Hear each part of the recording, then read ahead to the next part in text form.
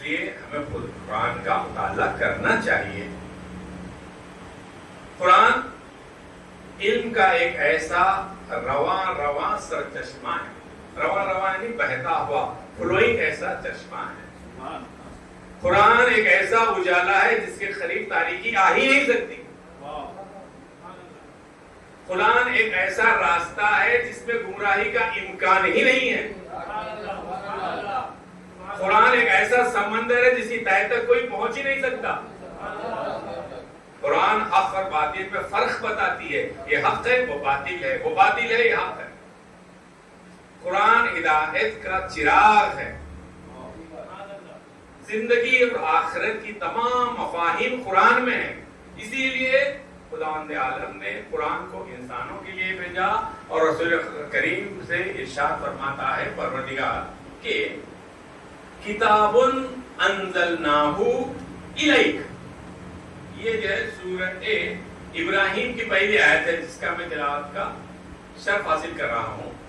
کتاب انزلناہ الیک لتخرج الناس من الظلمات الی النور.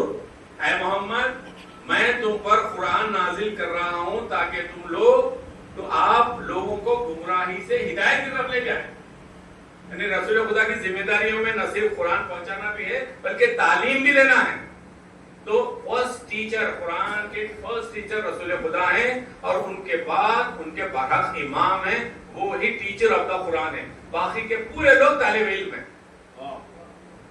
رسول خدا کو پھر دیکھیے قرآن کی آیت میں پروردگار کیسا فرماتا دیکھیے وَمَا أَنزَلْنَا إِلَيْكَ الْكِتَابَ وَمَا أَنزَلْنَا إِلَيْكَ الْكِتَابَ إِلَّا لِتُبَيِّنَ لَهُمُ الَّذِي اخْتَلَفُوا فِيهِ.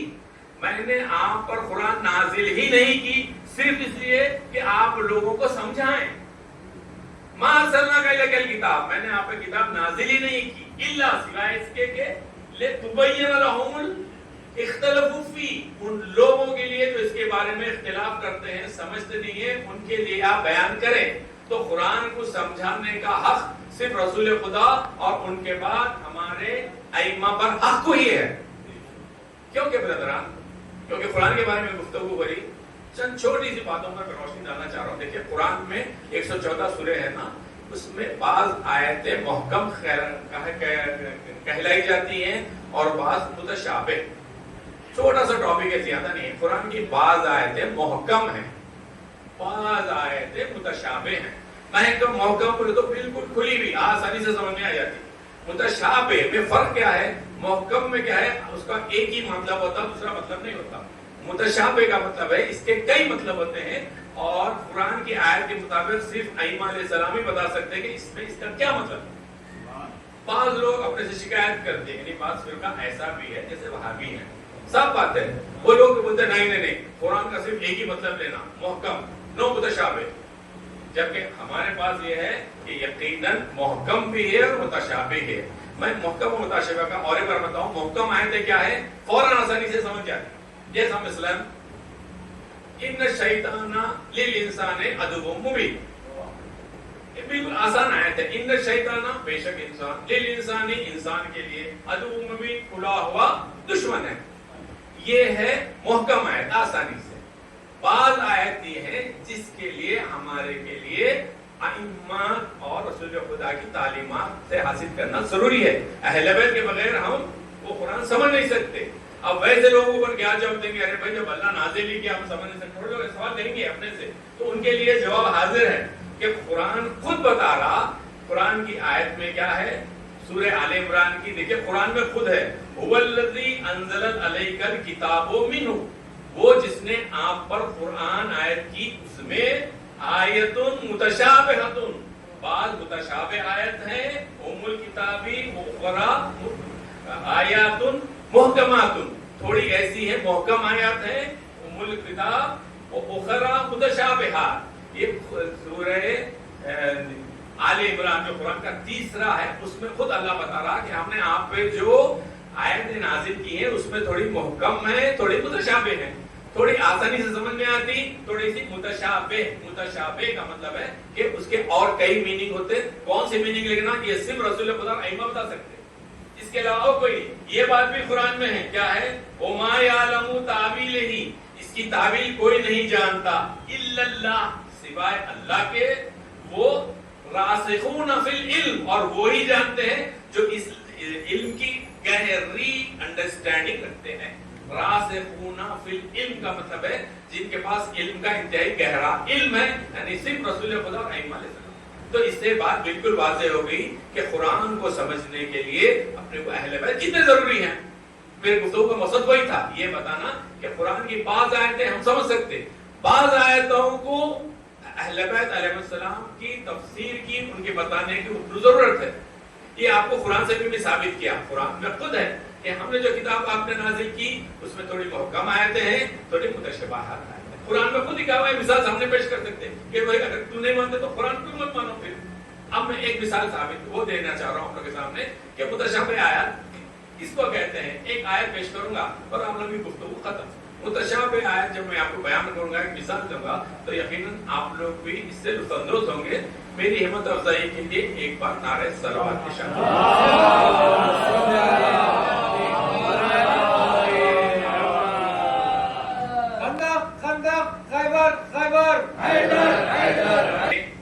جو آیت پیش کرنا چاہ رہا ہوں وہ متشابہ آیت ہے، یعنی اس کے میننگ کلیئر نہیں ہے. اس کو ہمارے ائمہ علیہ السلام کیسا سمجھائے، بس ایک چھوٹا سا واقعہ اور آپ نے کی زحمت تمام.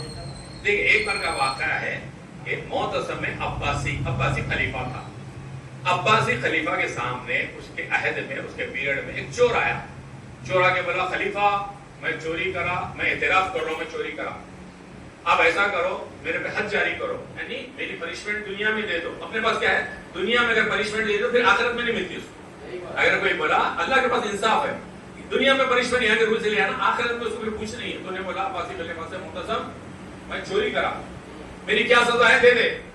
ان کو تو نالج نہیں تھی تو کہہ رہے فوراً دربار بٹھائے، پورا دربار منعقد کرے. اور ان لوگوں کے پاس کیا، جب بھی دربار منعقد کرتے تھے اہل سنت کے پورے فقہا آئے اور انہوں کیا کرتے تھے، اہل بیت سے امام میں تقی علیہ السلام کو بھی دعوت دیتے تھے تاکہ اگر ضرورت پر ان سے کچھ کیا کرے، گائیڈنس حاصل کرے. ہر ایک کا دعوت تھا، ہر ایک کی مدد کرے. کوئی امام پیچھے نہیں ہٹا. یاد رکھ لیجیے علی علیہ السلام سے لے کے امام زمانہ تک کبھی بھی جب قوم کی ضرورت پڑی تو برابر ان کی مدد کرے. امام بھی آئے، چور آگے بولا چلو میری سزا دے دو، میں چوری کرا، اعتراف جرم ہو گیا میرا، قبول کر لیا ہمیں. تو انہوں فقہا سے پوچھے. فقہا میں ابن ابی داؤد اہل سنت کے مانے ہوئے فقیہ. دونوں بولا، معتصم بولا ابن ابی داؤد بولو چوروں کو کیا سزا دینا. دونوں بولے چور کے ہاتھ کاٹ دیجئے. اعتراف جرم کر لیا، چور کے سزا ہاتھ کاٹ دیجئے. تو خلیفہ بولے ہاتھ بولے تو کہاں سے کاٹنا ہے بتاؤ. کلائیوں سے کاٹ دو، کلائیوں سے کاٹ دو. اس کے پیچھے کیا ہے، حجت کیا ہے، اس کی ریزن کیا ہے. تو انہوں کیا کرے، قرآن میں تیمم کی آیت تیمم بولتے، کیا بولتے، وَامْسَحُوا بِوُجُوهِكُمْ وَأَيْدِيكُمْ. قرآن میں ہے کہ تم لوگ تیمم کرو، تم سب لوگ تیمم کرو یعنی مسح کرو. یعنی وَامْسَحُوا کا مطلب ہے تم سب لوگ مسح کرو، بِوُجُوهِكُمْ اپنے چہروں کا، ایدیکم تمہارے ہاتھوں کا. تو انہوں نے بولا یقیناً جب ہم تیمم کرتے، کبھی ایمرجنسی میں پانی نہیں ملا، تیمم کرتے. تیمم کیا کرتے، چہرے کا کرتے، پھر اپن کیا کرتے، ہاتھوں کا کرتے. تو ہاتھوں مطلب کلائیوں تک کرتے تیمم. تو قرآن میں خود ہے تیمم کرتے بس بے اپنے چہرے کا تیمم کرو یعنی مسح کرو، اور ہاتھوں کا مسح کرو. ہاتھوں کا مسح کلائیوں تک کرتے، کلائیوں سے کٹ کے پھینک دو. ارے واہ یہ بات تو اچھی ہے. بس انہی کے میں سے تھوڑے سنی کو خاتے بولے اٹھ کھڑے، ارے نہیں غلط ہے. کیوں، اس کے کوہنیوں تک ہاتھا کاٹنا. ہاں یہ کیسا، ان لوگوں بھی قرآن کی وضو کی آیت لائے. ان لوگ کیا کہہ رہے وضو. تو عربی میں غسل کا مطلب دھونا ہے. یہاں پہ جو واقف ہیں اکبر بھائی وغیرہ ہیں، غسل کا مطلب اپنے پاس پانی نہانا ہے، اس میں کیا ہے دھونا ہے، واش بول کے ہے. تو آیت کیا بولے، فَاغْسِلُوا وُجُوهَكُمْ وَأَيْدِيكُمْ إِلَى الْمَرَافِقِ. قرآن کی آیت کیا ہے، قرآن کی آیت یہ ہے کہ جب تم وضو کرو تو اپنے چہروں کو دھو اور اپنے ہاتھوں کو دھو کوہنیوں تک. مرافق کا مطلب ہے تو کوہنیوں تک دھو. دونوں بلا اصول نہیں، وضو کرو تو چہرے کو اور کوہنیوں تک دھو کا مطلب ہے کوہنی بھی ہاتھ میں آتا، چلو اس کے کوہنیوں سے کاٹو. اب دونوں میں راستہ کشی شروع ہو گئی. انہیں بولتا کلائی سے کاٹو، انہیں بولتا ہاتھ سے کاٹو. فیصلہ نہیں کر پا رہے. فوراً عباسی خلیفہ جو تھے معتصم امام سے رجوع ہوئے، بولے فرزند رسول آپ فیصلہ کیجیے، دیکھیے سننے کے قابل متشابہات کے بارے میں بات کرو، آپ نے گفتگو کی شرح ختم اس پہ۔ امام بولے بھائی وہ لوگ فیصلہ کر لیں دو، آپس میں فیصلہ کر لیں دو۔ نہیں فرزند رسول میں آپ کے جد کی قسم دے رہا ہوں، آپ کے جد کی رسول اللہ کی، آپ فیصلہ کیجیے۔ تو دیکھیے یہ ہے معصوم امام راسخون فی العلم، جو علم کی ڈیپ انڈرسٹینڈنگ رکھتے ہیں۔ امام بولے چور کے 4 انگلیاں کاٹ دو، پھر امامی وضاحت کرے کیوں؟ کہ امام بولے سورہ جن جو اپن پرسوں بھی پڑھ رہے تھے، جب سورہ جن پڑھ رہے تھے نا، سورہ جن کی آیت امام جو ہے پڑھ کے بولے کیا بولے؟ ان المساجد للہ، بے شک مساجد اللہ کی ملکیت ہے۔ للہ کا مطلب ہوتا ہے برادران ملکیت، للہ ما فی السماوات و ما فی الارض، زمین اور آسمان میں جو ہے وہ اللہ کی ملکیت ہے، بلونگ ٹو اللہ۔ اسی طریقے سے وَإِنَّ الْمَسَاجِدَ لِلَّهِ، بے شک مساجد اللہ کی ملکیت ہے۔ اب تم لوگ اللہ کے علاوہ کسی کو عبادت مت کرو۔ مولا بولے یہاں پہ مساجد کا مطلب مسجد کی جگہ مساجد نہیں ہے، ایک رہا تو مسجد، ایک سے دیا ہے تو مساجد، مگر عربی میں ایک لفظ کے کئی معنی ہوتے۔ مساجد کا اور ایک مطلب ہے کہ انسان کے جسم کے وہ 7 اعضاء جس پہ سجدہ کیا جاتا ہے اسے بھی مساجد کہا جاتا ہے۔ پیشانی، 2 ہتھیلیاں، 2 گھٹنے اور 2 پیروں کے انگوٹھے، اس کو بھی عربی میں مساجد یعنی سجدہ کرنے کے اعضاء۔ تو سجدہ کرنے کے اعضاء اللہ کی ملکیت ہے، تم اس کو نہیں کاٹ سکتے۔ اگر تم ہتھیلی کاٹیں گے تو سجدہ کیسا کرے گا؟ اس کی انگلیاں کاٹ دو، فوراً خلیفہ کیا کرا؟ اس حکم دیا کہ اس کے 4 انگلیاں کاٹ دو۔ امام کی حقانیت کا ثبوت یہ ہے کہ اتنے سب فقہا موجود تھے، کسی میں دم نہیں رہا کہ امام کے خلاف ایک لفظ اٹھائے۔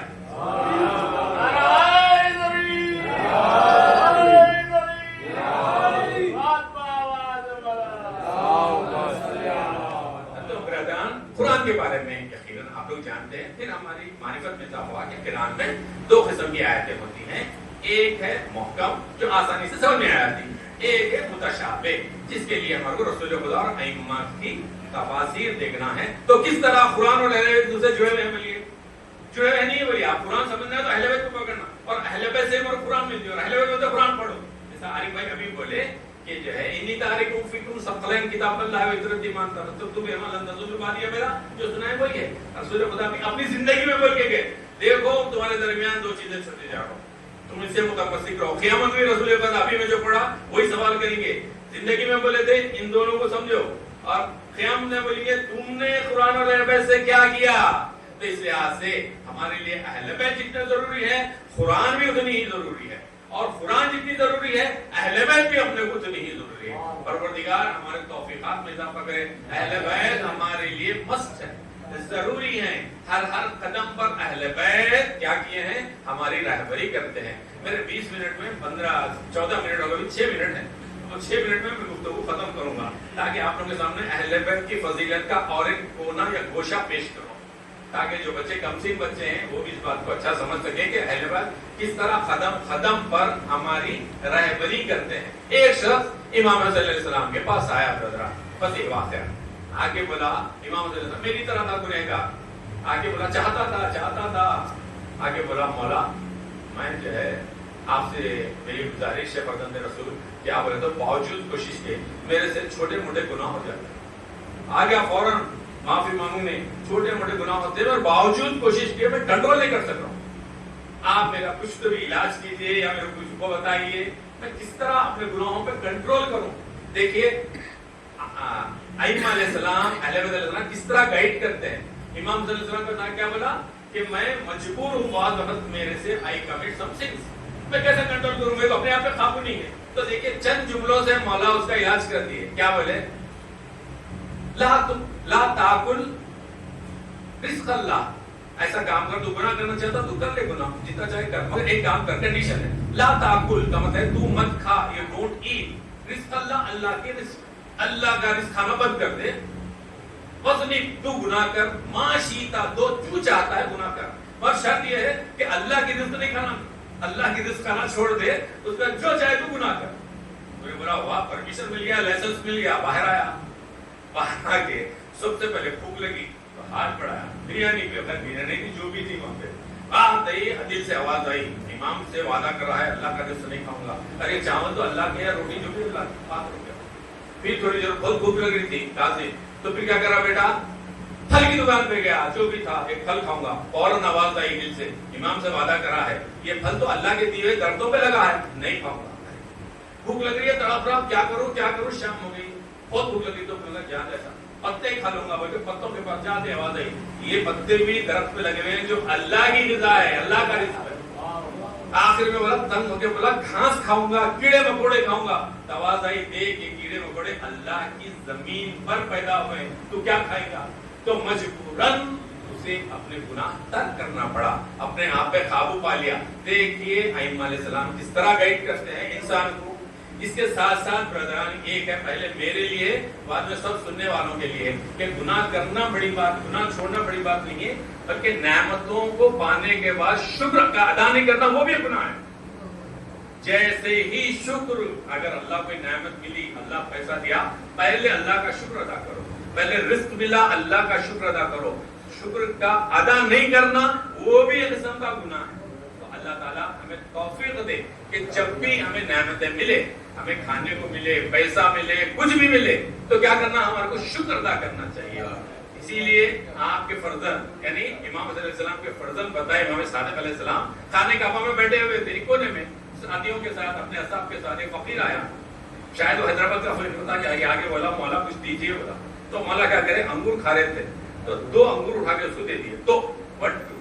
تو جیسی 2 انگور کے پاس نہیں ہونا بول دیا, اس کا بولا حیدرآباد کا نہیں ہونا بول دیا ایسی. مولا خاموش بیٹھ گیا, چلے گیا بیٹھا ہوئے. پھر تھوڑی بات دوسرا فقیر آیا, دیکھیے مولا کیسا درس دیتے لوگوں کو بھی. دوسرا فقیر آیا, آتے ہی امام صلی اللہ علیہ وسلم نے, امام جعفر صادق علیہ السلام نے سربات پڑھی ہے, اللہم صلی علی مادہ کا فقیر تھا, چولی وولی بن کے آیا تھا, کچھ عنایت کیجیے. بتے امام کیا کرے, پھر اس کو 2 انگور دیے, 2 انگور دے دے, 2 انگور لیتے ہی شکران للہ بول کے انگور رکھیے. بول دے امام ٹھہر بول کے پھر ایک خوشہ بولتے اپنا تھوڑا سا انگورا, وہ اس کو دیے. وہ دیتے ہی کیا کرا, فوراً جھولی میں ڈال کے بولا شکران للہ. وہ دے امام کو اتنا پسند آیا, شکران للہ بولے, ٹھہر بولے. دونوں ہاتھیں, روایت میں لکھا ہوا ہے, دونوں ہاتھوں میں جتنے انگور آ سکتے تھے پورے اٹھا کے اس کو دے دیے. تو وہ انگور لے کے پھر جھولی میں ڈال کے بولا شکران للہ. بولے ٹھہر بولے. ٹھہر کے بعد آوازو غلام ٹھہرا تھا, اس سے بولے دیکھو کتنے پیسے رکھے ہوئے وہاں پہ. بولا 20 درہم.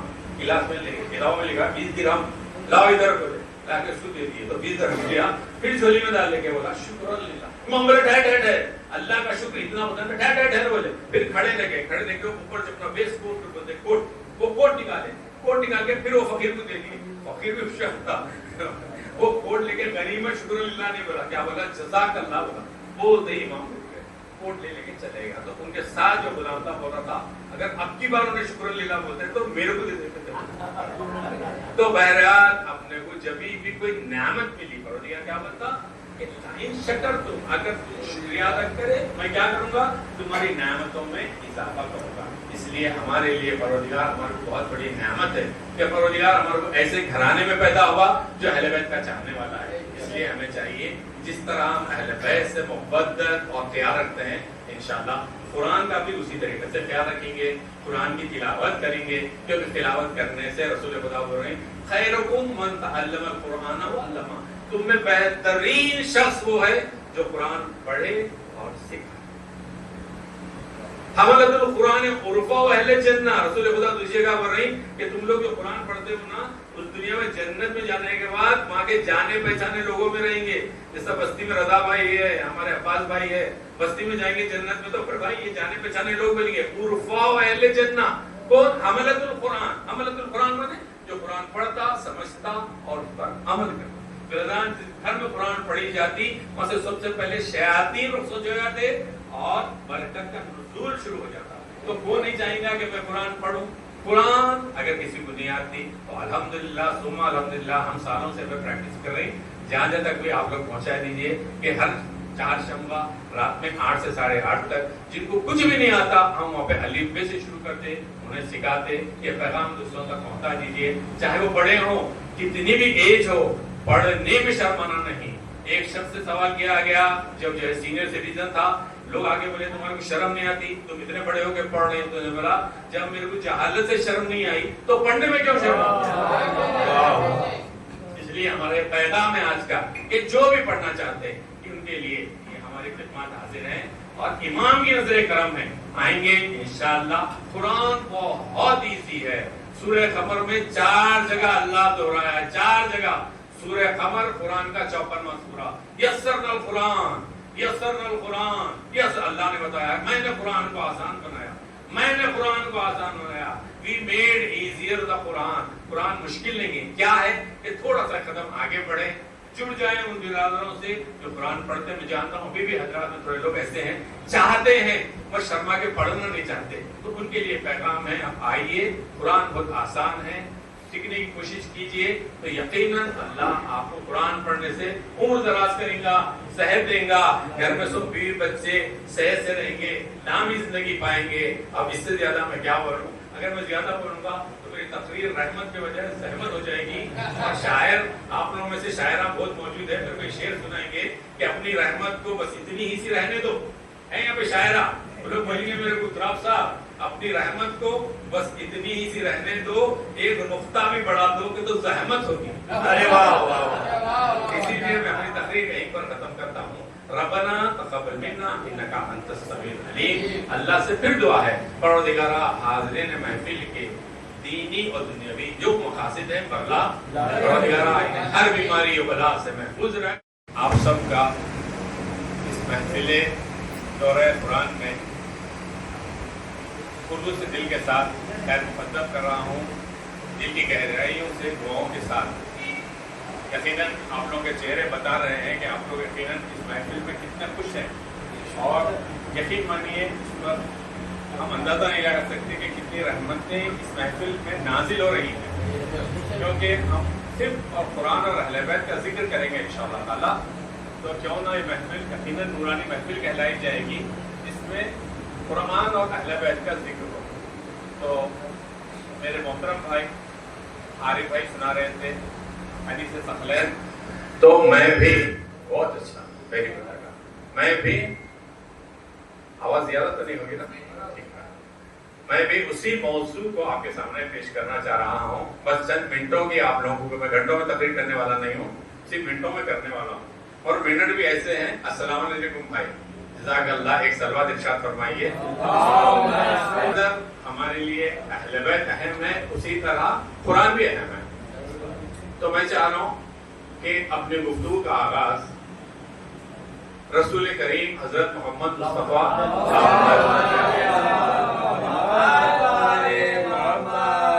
ایک حدیث سے شروع کروں تاکہ قرآن کی اور اہل بیت کی عظمت بیان ہو. دیکھیے رسول اللہ صلی اللہ علیہ وسلم اپنی ایک حدیث میں ارشاد فرما رہے ہیں, انا اول وافد ان عزیز الجبار یوم القیامہ کتابہ و اہل بیتی ثم امتی ثم اسألہم ما فعلتم بی کتاب اللہ و بی اہل بیتی. اس کا ترجمہ اس طرح ہے, دیکھیے سننے کے قابل ہے کہ انشاءاللہ قیامت کے دن رسول اللہ صلی اللہ علیہ وسلم بتا رہے ہیں کہ اللہ عزیز الجبار کے سامنے جو سب سے پہلا پیش ہونے والا شخص ہے وہ میں ہوں. انا اول وافدین, اپن وفد سنے نا ڈیلیگیشن, جو سب سے پہلے آنے والا, سب سے پہلے حاضر ہونے والا میں ہوں, اور میرے ساتھ کتاب اللہ یعنی قرآن اور میرے اہل بیت سب سے پہلے قیامت میں حاضر ہوں گے اللہ کے سامنے. پھر رسول اللہ صلی اللہ علیہ وسلم فرما رہے ثم پھر اسألہم, میں سوال کروں گا امتیوں سے, میرے لوگوں سے, ما فعلتم بی کتاب اللہ ہے وہ اہل بیتی, میری قرآن سے اور اہل بیت سے تم نے کیا سلوک کیا. دیکھیے اس سے عظمت کا اندازہ ہوتا ہے. رسول خدا سوال کریں گے اپنے سے, کیا تم نے قرآن پڑھا, کیا قرآن سمجھا, کیا قرآن پہ عمل کیا, کیا قرآن کو پڑھایا, یہ پوچھیں گے نا. اور میرے اہل بیت کے ساتھ کیا سلوک کیا, میرے اہل بیت کی احکام کا, ان کی باتوں کا, ان کی تعلیمات کا تم نے کس حد تک عمل کیا. صرف سن کے خاموش بیٹھ گئے, صرف سن کے خاموش بیٹھ گئے, نہیں کچھ کیا بھی. یہ سوال رسول خدا کریں گے تو ہمارے لیے دیکھیے قرآن اور رحمت کتنے اہم ہو گئے بھائی آپ. تو اپنی جو بھی گفتگو ہے قرآن کی چند آیتوں اور چند احادیث کی روشنی میں ہوگی. ایک سلوات کے ذریعے مجھے سہارا دیجیے.